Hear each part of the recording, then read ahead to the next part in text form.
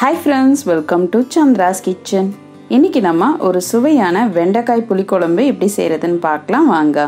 வெண்டைக்காய் புளி குழம்பு செய்யறதுக்காக ஒரு கடாயில ஒரு 4 ல இருந்து 5 ஸ்பூன் அளவுக்கு எண்ணெய் சேர்த்துக்கோங்க. இது நல்லெண்ணெய் இருந்துச்சுன்னா ரொம்ப டேஸ்டா இருக்கும். எண்ணெய் சூடானதும் நம்ம கடுகு, உளுந்து, சீரகம், சோம்பு, மிளகு இது எல்லாமே கலந்து வச்சிருக்கிறத சேர்த்துக்கலாம். இப்போ இது பொரிஞ்சிடுச்சு. இது கூட நான் சின்ன வெங்காயம் சேர்த்துக்கிறேன். அடுத்ததா ஒரு கொத்து கருவேப்பிலை சேர்த்துட்டு இதை நல்லா கலந்து விட்டுறலாம்.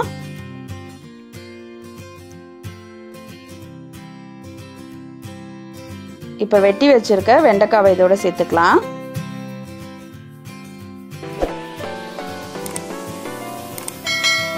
பூண்டு சேர்த்துக்கலாம்.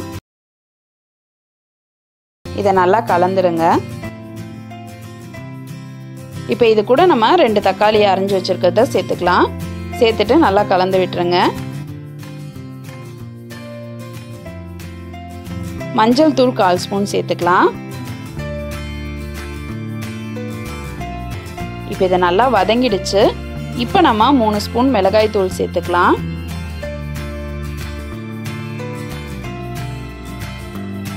எல்லாத்தையும் சேர்த்து நல்லா கலந்து விட்டுருங்க. இப்போ கொஞ்சம் தண்ணி ஊற்றி இதை நல்லா கலந்து விட்டுருங்க. இதுலேயே கொஞ்சம் வெண்டைக்காய் வெந்துடும்.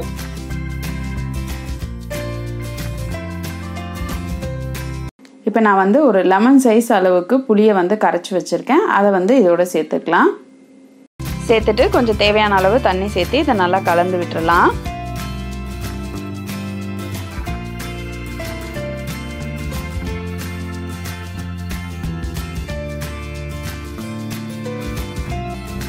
இப்போ இது கொதிக்க ஆரம்பிச்சிருக்கு. இது நல்லா கொதிச்சு எண்ணெய் பிரியிற அளவுக்கு இதை கொதிக்க விடுங்க.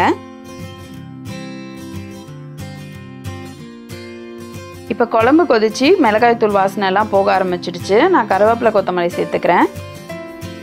சேர்த்துட்டு நல்லா கலந்து விட்டுருங்க.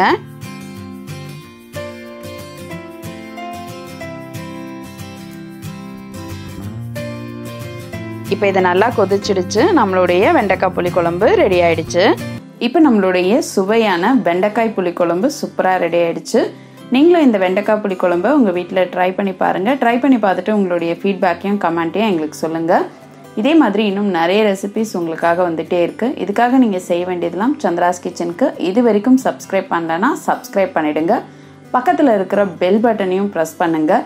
நான் இன்னொரு சுவாரஸ்யமான ரெசிபியோடு உங்களை சந்திக்கிறேன். நன்றி, வணக்கம்.